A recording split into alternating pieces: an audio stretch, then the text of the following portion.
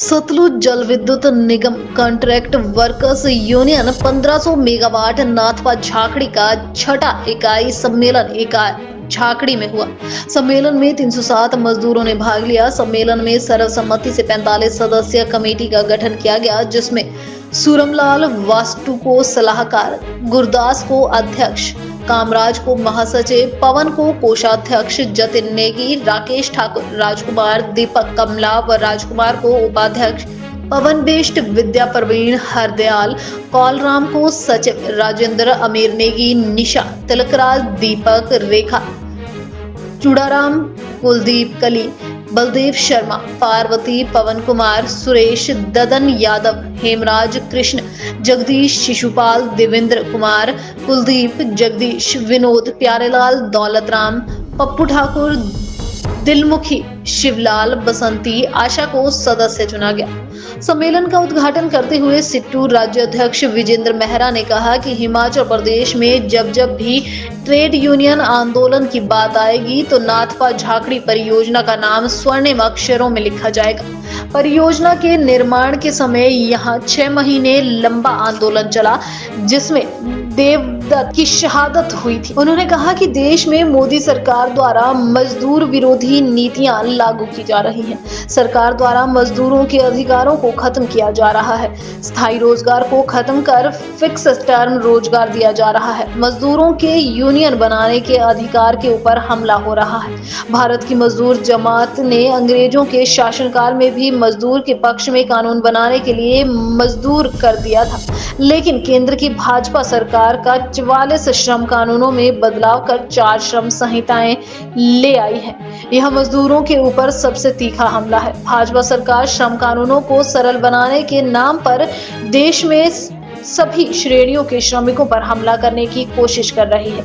यह वास्तव में मजदूर वर्ग पर आधुनिक गुलामी थोपने का खाका है। दीपक प्रोजेक्ट वर्कर्स यूनियन संबंधी सीटू का एक डेलीगेशन दीपक प्रोजेक्ट का जो हेडक्वार्टर है शिमला में, उसमें दीपक प्रोजेक्ट के निदेशक से मिला और उन्हें एक 20 सूत्रीय ज्ञापन जो है मांग पत्र सौंपा है। दीपक प्रोजेक्ट के अंदर जो लोग काम कर रहे हैं बीआरओ के मजदूर, वो भारी संकट में है, काफ़ी दयनीय स्थिति में काम कर रहे हैं। सबसे कठिन परिस्थितियों में काम करने के बावजूद भी इन मजदूरों के लिए श्रम कानून लागू नहीं किए जा रहे हैं। और हालत ये है कि जो देश के कानून के तहत पीपीएफ की सुविधा है, बोनस की सुविधा है, मेडिकल की सुविधा है, छुट्टियों का जो कानून है, ग्रेजुटी का जो कानून है, ये सारे कानून जो है उनको लागू नहीं किए जा रहे हैं। मजदूर जो है भारी बर्फबारी में इन क्षेत्रों में काम करते हैं। काफ़ी ठंड के वातावरण में ये सारा सड़कों का निर्माण किया जाता है, लेकिन देखने में ये आ रहा है कि रहने के लिए उचित आवास की सुविधा भी नहीं है, पीने के पानी की व्यवस्था नहीं है, बिजली के कनेक्शंस तक नहीं है, आने जाने के लिए ड्यूटी में गाड़ियों का प्रबंध नहीं है, बच्चों को स्कूल तक भेजने के लिए गाड़ियों का प्रबंध नहीं है, शौचालयों की व्यवस्था नहीं है, स्नाना घर की कोई सुविधा नहीं है। और जो मजदूर हैं उनको समय पर वेतन नहीं मिलता है। वेतन अगर मिल जाए तो उनको दूर दराज के इलाकों में जो बैंक है वहाँ पर पहुँचने तक के लिए छुट्टी की सुविधा नहीं दी जाती है।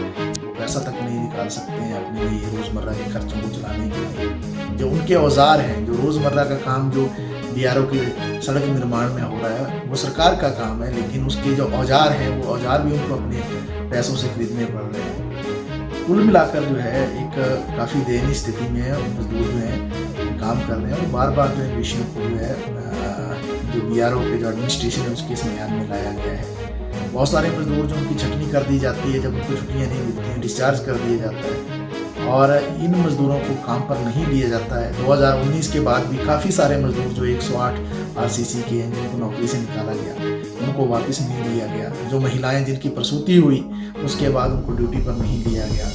तो ये जो मजदूरों की दिक्कतें चल रही हैं, समस्याएं चल रही हैं, उनका जो वेतन है समय पर वो नहीं मिलना और जो वेतन बढ़ोतरी हुई है केंद्र सरकार के द्वारा उसके एरियर का भुगतान नहीं करना। अभी निजीकरण की भी एक साजिश चल रही है बीआरओ की। जो काजा से लोसर सड़क है उसको निजी कंपनी को दे दिया गया है। वहाँ पर जो सैकड़ों मजदूर काम कर रहे हैं उनकी जो नौकरी है वो खतरे में है। इन सारे विषयों को हमने उठाया और ये भी हमने कहा है कि किसी भी मजदूर की नौकरी नहीं जानी चाहिए। और जो सारी जो समस्याएं हमने उठाई हैं, जिसमें ठंड में रहने के लिए जो है मिट्टी के तेल की व्यवस्था और इसके साथ लकड़ी की व्यवस्था, उचित रहने की व्यवस्था